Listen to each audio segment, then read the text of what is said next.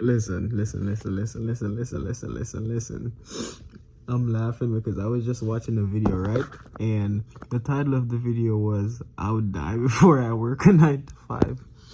And it was, I think the creator was some guy named Sean, and it was so funny because so I decided to make a video of this, and just to shine some light on the situation and the awareness of how someone that's in a job that's working a 9 to 5, they have the awareness that we have as creators, and someone that is trying to work on ourselves so we can create wealth, abundance, and prosperity.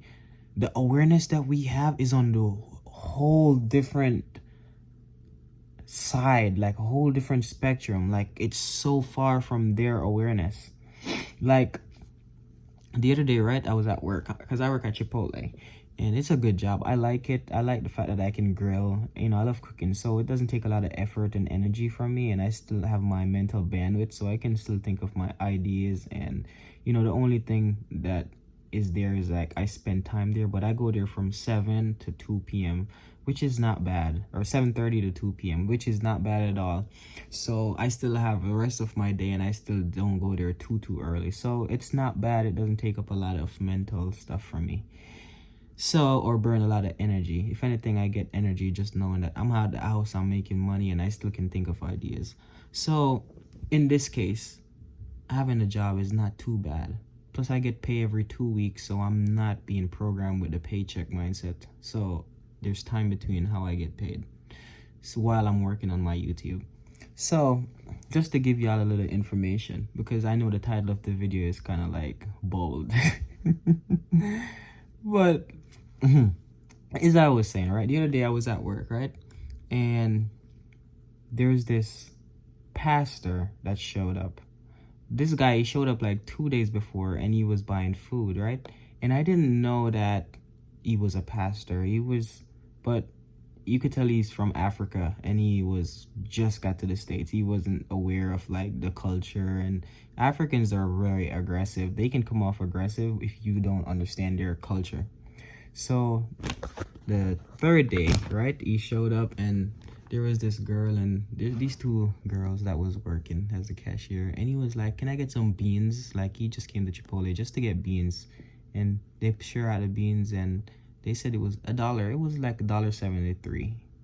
And I'm not saying this to brag or anything, you know. And then he was like, "That much?" So the girls were kind of like giving him attitude in a way, like they were getting irritated just over some beans. If it was some beans, just give the guy the beans and tell the guy to go. Like, you don't have to sell someone beans. But I wasn't, you know. So I just called one of the cashier. Like, I just tell her, "Come here." Just tell her, give it to him. Tell him it's on the house. I told her to tell him it's on the house. You know what she did? Don't worry about it. He's gonna take care of it. Like, I just told you to tell him it's on the house. I didn't tell you to tell him. So he's aware that I'm the one taking care of it. So the fact that she did that was kind of like, did I just expose you in a way? Did I just shine a light somewhere where now I showed you a person you could be, in a sense? It's kind of like when you lead by example, you call these people out. So when you become a leader and you lead by example and compassion, you know, it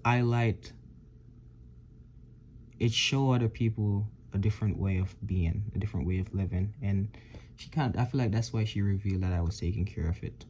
But again, what the devil meant for bad, God always uses it for good. So the guy was like, "Hey, thank you, man. I don't know what made you say you want to pay for it, but you're blessed." And I'm like, Jesus did. You know what I'm saying? And, you know, you're blessed. You'll never be in need of money. You know, doors will open for you in his African, he was saying this in his African tone, right? So I was like, all right. Okay, I receive. I receive. And in turn, I was like, yep, I receive. I receive. What else? Amen. I receive. So, kid you not? Okay. A bunch of other workers came out the front because they saw him and he was like, and he was like, when an angel came to me and told me I was going to come in Clinton County, which is New York, and start a church out here. So now God brought me here. He gave me a visa. He brought me here. And now I'm just waiting for provision for the church and stuff like that. And then he's like, when I open the church, you can come. And then he's like, I'm going to invite all of you too. Like he said that, and like there was like 4 other girls that came out front now. And after he left, one of them was talking to me. After he left, like 2 hours later, I went to the back and one girl called me. Was like, hey, what was that pastor talking about? I was like, oh, he ordered the beans and I just said I'll take care of it or whatever. And like I said, I'm not saying this to brag. I'm saying this because it's genuinely how I look at life and how I look at money now. I just give away money. So early in the morning, I gave the Uber driver $20. Even though I paid for the ride, I just gave him $20 out my bag. I had like $300 in my bag. I just pull out $20 and just give it to him after he dropped me off at work. So it's like, this is the place that I'm in right now when it comes to my prosperity and my abundance, and not letting money control me, but me controlling money and showing God that he can trust me with resources to give to the people that he want me to give it to. The only resistance that I have is giving money to certain churches. Like, I don't mind giving, but something is just off with me giving money to churches. Like, I don't have a problem with it if God really want me to, but me personally, I don't like it. And I can understand in a way where if I'm wrong, Holy Spirit, correct me if I'm wrong, but I just don't like it. I feel like these churches nowadays are money based. I'd rather give someone that I see on the street that is in need, get what I'm saying, or someone that really needs help, because these churches now, I don't know, I just don't trust it. I just don't know, and I just leave that to God. I don't want to get too much into that. Let's leave that to God. But let's get backtrack onto the story of why I'm telling you all of this about jobs and why jobs, so I was like, yeah, I give people money all the time. How I look at money is, my money is your money and your money is my money. No, I didn't say the your money is my money part. I was like, my money belongs to everybody. But what I'm saying is, my money belongs to everyone on earth. Money that I receive, it's gonna go into making myself a better person and making the world a better place. So yes, every dollar that I receive is going towards making the world a better place. So yes, my money is your money, and if you're hurt, I am hurt. I know that it's a cycle. We're all connected. So yes, that is my awareness of how money works and how people work. And it's not just about money, it's just about awareness altogether of how people work and how we're all one and we're all connected and we're all here to evolve, grow, and become the best version of ourselves. You get what I'm saying? So by me understanding that there's no separation, so I said that and they were all surprised, like, what? Your money is my money? Give me some money. Give me $10,000. And I was like, no, I'm not saying that to brag. I just, money you give, what you give, you get. Money always comes to you. Then later on, boom, some guy came, right?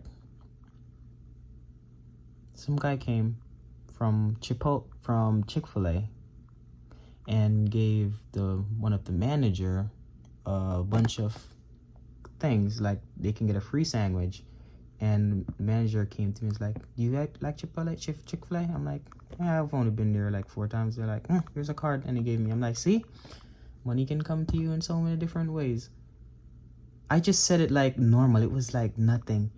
And this girl was like, went out to the other girls and were like, Kamar just said, you see, money can come in different ways. And he's so right. Like a light bulb moment just turned on in her brain. And I'm like, this is normal. This is the world that I live in now. And that is like, so what I'm saying is, Our awareness as conscious creators, our awareness as creatives, our awareness as people that are, either followers of Christ, you're trying to have a better life for yourself, you're trying to create something for yourself, you're creating wealth. Our awareness is so different than someone that's just stuck into the 9 to 5. Like, they literally see the job as their life. So when you go to work, when I go to work, I can have fun. I can be free. I can flow. I can be at ease. I don't take things personal. Why? Because I know this is not my destination. This is just a stepping stone. But that doesn't mean I'm not going to treat it with respect and I'm not going to do my job properly. The old me would have left and do some crazy stuff. But now the new me with this perspective is going to honor that job.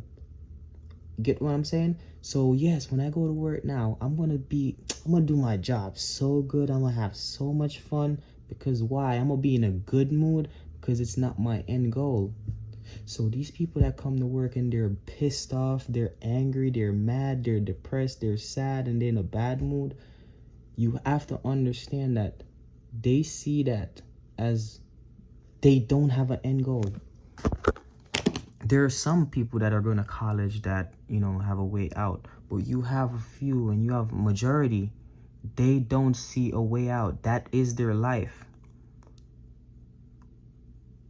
So we have to take that into consideration to know that these people are trapped. They don't know what they don't know. And if you talk to them about it, they'll think you're a crazy person. They'll think you're crazy. So sometimes it's best to leave a sleeping dog where it's at. Don't wake up a sleeping dog, because you'll bite you.